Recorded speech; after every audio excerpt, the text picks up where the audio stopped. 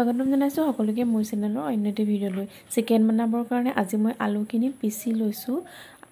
আৰু পিয়াজ লৈছোঁ আৰু এটা বিলাহী সৰু সৰুকৈ কাটি ললোঁ আৰু এটা ডাঙৰ আলু কাটি লৈছোঁ আৰু এইফালে লৈছোঁ আদা নহৰু আৰু ইয়াতে মছলাখিনি মিক্স কৰি ললোঁ এতিয়া তেলখিনি গৰম হৈ গ'ল ইয়াতে এটা সৰু পিয়াজ কাটি লৈছিলোঁ সেইখিনি দি এতিয়া ইয়াতে মাংসখিনি দি দিলোঁ মাংসখিনি এবাৰ ভালকৈ লৰাই লৈছোঁ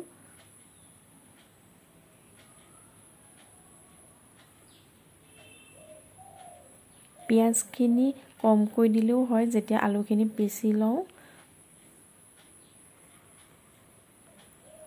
ইয়াতে এতিয়া মই পিচি লোৱা পিয়াজখিনি দি দিছোঁ আৰু লগতে পিচি লোৱা আলুখিনি আৰু বিলাহীখিনি দি একেলগে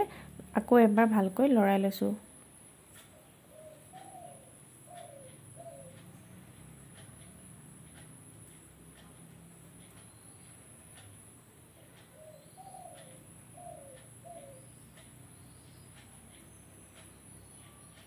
পিয়াজখিনি বেছিকৈ দিও যে গ্ৰেভি কৰিব পাৰি তাৰ কোনো কথা নাই আলুখিনি পিচি ললেও গ্ৰেভিটো সৰহ হয় আকৌ এবাৰ ভালকৈ মাংসখিনি লৰাই ললোঁ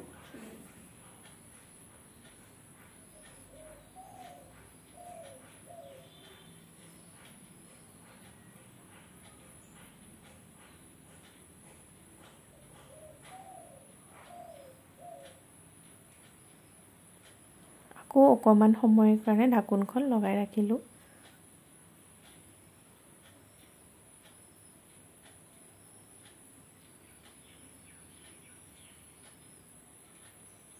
মাংসখিনি ভাজি লোৱা হৈ গ'ল ইয়াতে এতিয়া মই অকনমান গৰম পানী দি দিছোঁ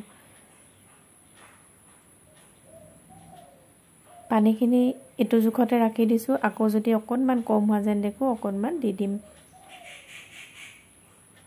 অকমান সময়ৰ কাৰণে ঢাকনখন লগাই দিলোঁ এয়া মোৰ মাংসখিনি ধুনীয়াকৈ সিজি আহিলে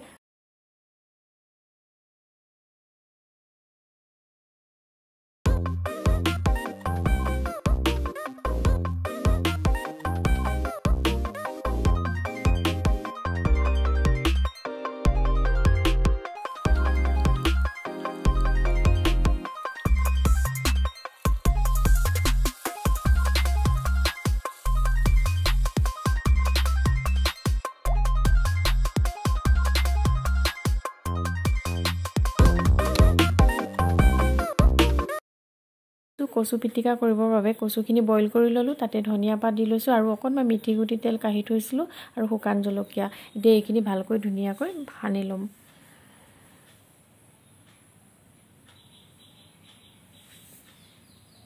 আজি কেইবাটাও ৰেচিপি একেলগে শ্বেয়াৰ কৰিছোঁ যদি মোৰ চেনেলটো সাবস্ক্ৰাইব কৰা নাই তেনেহলে প্লিজ চেনেলটো সাবস্ক্ৰাইব কৰিব আৰু ভিডিঅটো সম্পূৰ্ণকৈ চোৱাৰ বাবে বহুত বহুত ধন্যবাদ